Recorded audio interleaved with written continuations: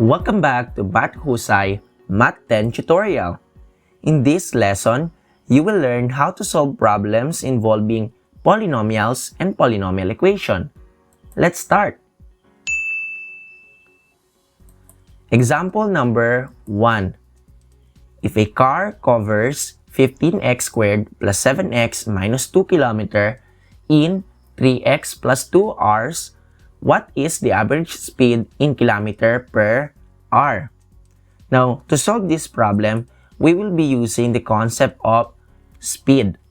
So, we know that speed can be taken by dividing the distance by time. Now, our distance here is 15x squared plus 7x minus 12. Meanwhile, the time that we are talking about is 3x plus 2. So, we have to divide this given polynomial expression by 3x plus 2. So, in this case, we will be using synthetic division. So, we get our divisor, which is 3x plus 2 equals 0. To solve for x, so we have to add both sides of the equation by negative 2, then divide both sides by 3. So the value of x is negative 2/3. Now from here, we will list down all the numerical coefficient of our dividend. So we have 15, 7, and negative 2. Now, we place the negative 2/3 here. Now we can start dividing this polynomial expression using synthetic division. First things first, we have to bring down 15, right? Now, 15 times negative 2/3, so that gives you negative 10, right? So, 7 minus 10 is negative 3. Now, negative 3 times the negative 2/3, that becomes positive 2. So, negative 2 plus 2 is 0. Now, in this case, we have our depressed equation as 15x minus 3. And this represents your average speed. Hence, the average speed of the car is 15x minus 3 kilometers per hour. Let's take another example. Example number 2. Suppose the area of a rectangle is 6x squared minus 7x minus 20 square units. If its width is 2x minus 5 units, find the perimeter of the rectangle. Now, in this problem, you have two concepts that you have to be familiar with. First is the area of rectangle, and second is the perimeter of rectangle. So in this case, we know that the area of rectangle is length times width, and the area is given as 6x squared minus 7x minus 20 square units. And the width is 2x minus 5. So to get the length, you have to divide 6x squared minus 7x minus 20 by 2x minus 5. So we will use again synthetic division instead of using long division. So we have our divisor, 2x minus 5 equals 0. Now, we have to solve for the value of x, and that will be 5/2. The next step is we list down all the numerical coefficient of our dividend. We have 6, negative 7, and negative 20. And we place the 5/2 in this corner. Now we can solve this using synthetic division. First is we bring down 6. 6 times 5/2, that will give you positive 15. Now negative 7 plus 15, that gives you positive 8. Now 8 times 5/2, that gives you 20. Now, negative 20 plus 20 is 0.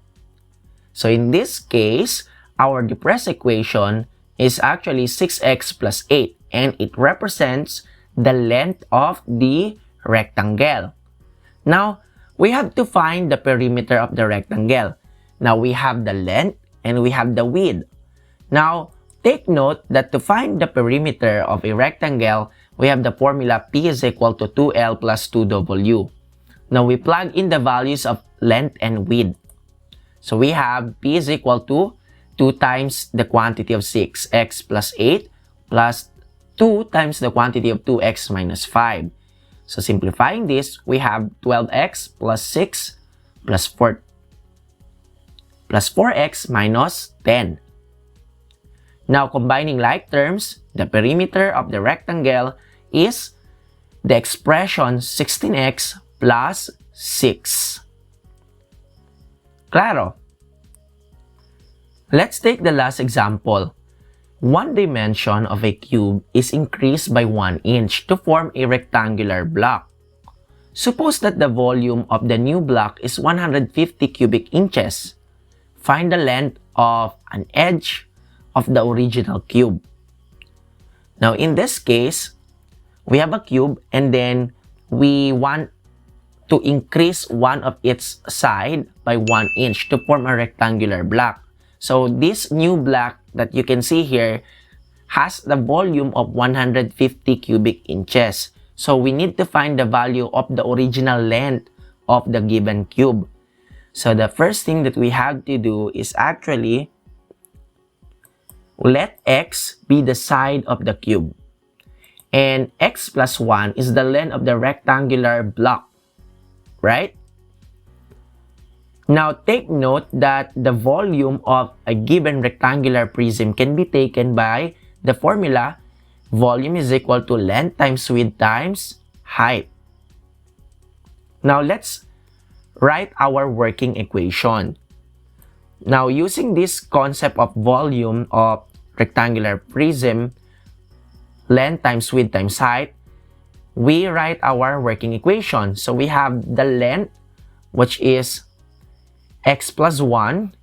We have the width, which is x, and the height, which is x. So, we have x times the quantity of x plus 1 equals 150 because that is the new volume of the given rectangular block, right? So, simplifying this, we have x cubed plus x squared equals 150. Writing it in standard form, we have x cubed plus x squared minus 150 equals 0. Now, from here, how do we find the value of x? Now, in this case, we will be using the concept of rational root theorem. To do this, we have to list down all the possible roots of this given polynomial equation. And how do we find the possible roots? Now, we have to take P over Q. Now, your P here is negative 150. And your Q here is the numerical coefficient of your leading term. So, negative 150 divided by 1 is still negative 150. Now, we have to list down all the possible factors of this. So, the possible roots are positive or negative 1, positive negative 2, positive negative 3, up to positive or negative 150.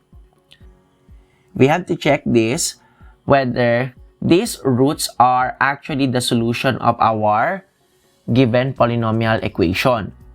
So, if we test positive negative 1, positive negative 2, positive negative 3, the remainder will never be equal to 0. So, let's start with x equals 5. Now, using the synthetic division, we list down all the numerical coefficient of our p of x. So, we have 1, 1, we have 0. We have 0 because we don't have a linear term. Then, followed by negative 150.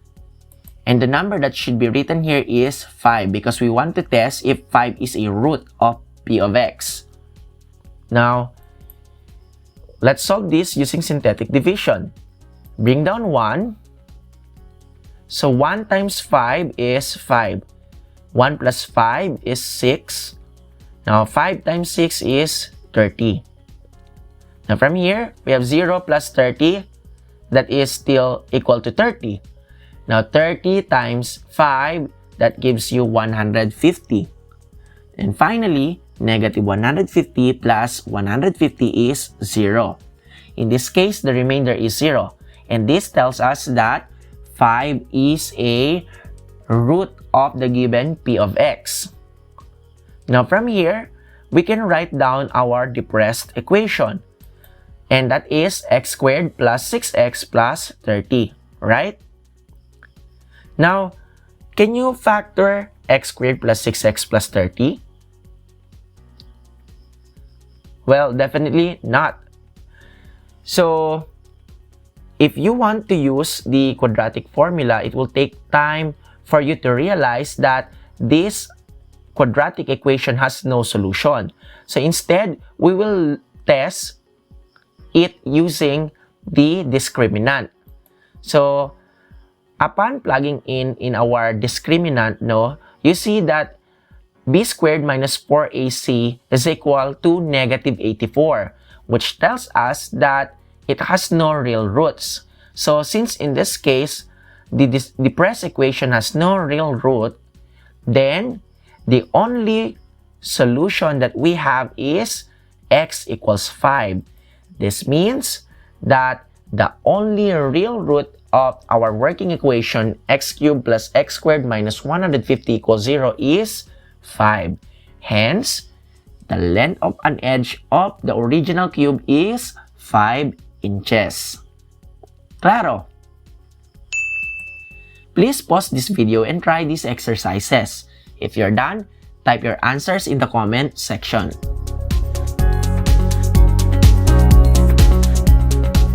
If you think Math Husay Math Tutorial helps you learn how to solve problems involving polynomial equations, give this video a thumbs up, share, and subscribe to my YouTube channel. Remember, ang sekreto para maging math husay, matuto at mag-ensayo.